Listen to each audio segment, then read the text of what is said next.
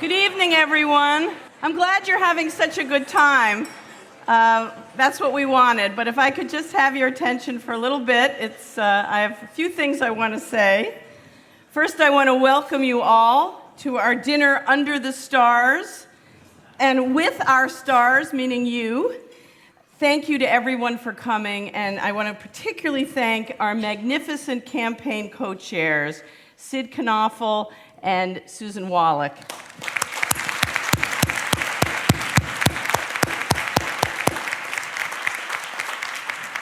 They are our North Stars, and I want to thank them for their incredible guidance as we launch the Radcliffe Campaign. You're joining us tonight with our programs in full swing. 50 new fellows have eagerly set up shop in Byerly Hall. The Institute is abuzz with lectures, conferences, and workshops, and the Schlesinger Library on the History of Women in America is welcoming students and researchers from all over the world. Everything we've shared with you today during our open yard exemplifies our commitment to creativity and to cutting-edge thinking. And you make all this possible. Thanks to you, bold thinkers and artists in our fellowship program will have the time and resources to do their best work. Thanks to you, staff at the Schlesinger Library will take 4,500 boxes of manuscripts off the shelves to share with researchers this year. In the last decade alone, the authors of more than 10,000 books have used and cited our collections. Thanks to you, faculty from all across Harvard and around the world will convene at Radcliffe in groundbreaking, multidisciplinary seminars and workshops.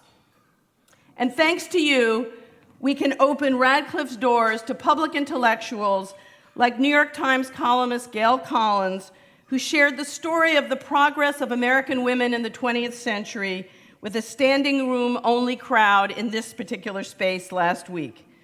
And we expect the same enthusiasm for Congresswoman Nancy Pelosi, who'll be here on Thursday, for MIT biotech pioneer Robert Langer this winter, and for Eve Ensler this coming spring, among many others. The launch of our campaign coincides with planning for our 15th anniversary. In just 15 years, we have realized the ambitions of our two previous and exemplary deans, Drew Faust and Barbara Gross, both here with us tonight.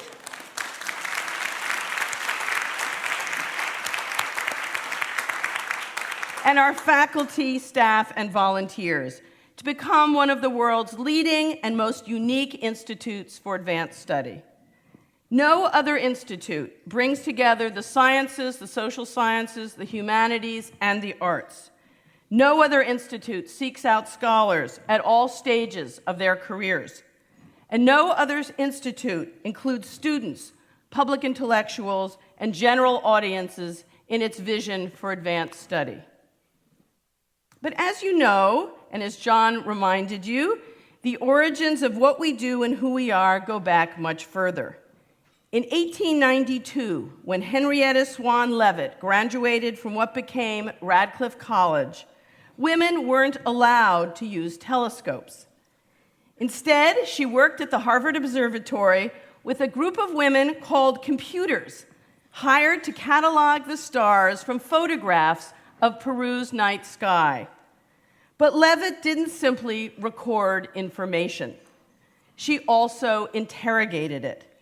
By thinking like a scientist, Leavitt made important breakthroughs that modern astronomers still value. The photographs Leavitt studied were the big data of her time. They provided information on a vastly larger scale than ever before. But then, as now, data are not knowledge. In our digital age, this distinction is as crucial, if not more so, than it was in Leavitt's time.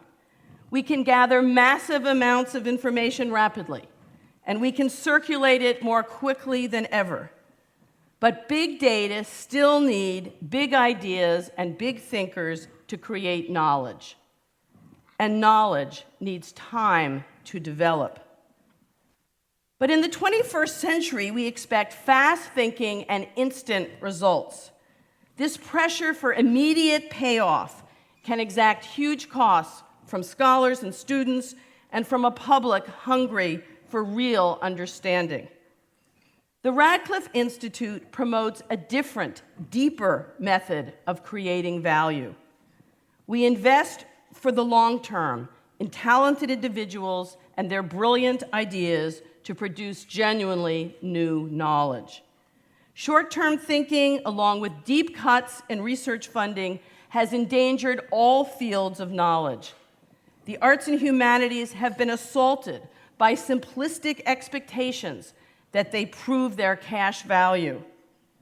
How can we understand the revolutionary changes of Arab Spring or the complexity of immigration reform without the rigorous, imaginative work of sociologists, historians, anthropologists, and artists like those featured in our last two gender conferences? Yet, in 2011, humanities research received only 0.5% of the funding higher education dedicated to R&D for science and engineering. And the sciences are vulnerable too. This year, the NIH will fund 700 fewer grants than it did last year. Having fewer opportunities for basic research threatens our nation's competitiveness. How can we launch the next generation of scientific discoveries if young researchers, discouraged by dwindling funding, leave the laboratory? That's why the Radcliffe Institute's first campaign priority is to invest in our capacity to experiment. Just as venture capital invests in the entrepreneurs of industry, so we invest in the entrepreneurs of ideas. Original thinkers need time, space, and resources to pursue curiosity-driven research. By challenging common assumptions and by crossing disciplinary boundaries, this work can transform how we think and act. Imagine funding more projects like playwright Sean Graney's new production, which combines all 32 Greek tragedies into a single 12-hour performance. It's a gutsy project, one that will reconnect audiences with the very origins of Western civilization. And Sean is here this year, and he's also here tonight, as a Radcliffe Fellow to finish the project and to produce it with the ART. 2 weeks from now, experts in biology, nanotechnology, materials science, and design will gather for our science symposium on smart clothes. Imagine materials that can heal bodies and protect soldiers. It's not something out of a Matt Damon movie. It's cutting-edge engineering, and we will showcase it here. Since 1999, we have funded nearly 700 Radcliffe Fellows. But with a 5% acceptance rate, it's more difficult to become a Radcliffe Fellow than to win admission to Harvard College. Each year, we say no to worthy individuals desperate for the time and resources to pursue original projects. With this campaign, we can say yes to endowing more fellowships to support ambitious thinkers with breakthrough ideas. In the digital age, innovative ideas come from all kinds of people located all across the globe. That's why our second campaign priority is to diversify our programs and to expand our global reach. The collections of the Schlesinger Library now have an eager global audience, thanks in part to early efforts to digitize them. But we are saying no to digitizing more materials. And we are saying no to acquiring collections that would deepen researchers' understanding of the past. We owe scholars an updated history through collections that document the lives of women of color and women from across the political and economic spectrum. With support from this campaign, we can say yes to broadening our collections, and we can say yes to digitizing more of these materials, enabling a fuller and a more widely shared history of women and gender in America.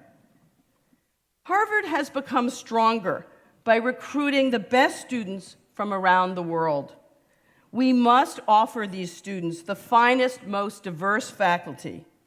The Radcliffe Professors Program, which provides select new Harvard faculty with 2 precious years as Radcliffe Fellows, plays a crucial role in helping Harvard attract a world-class faculty.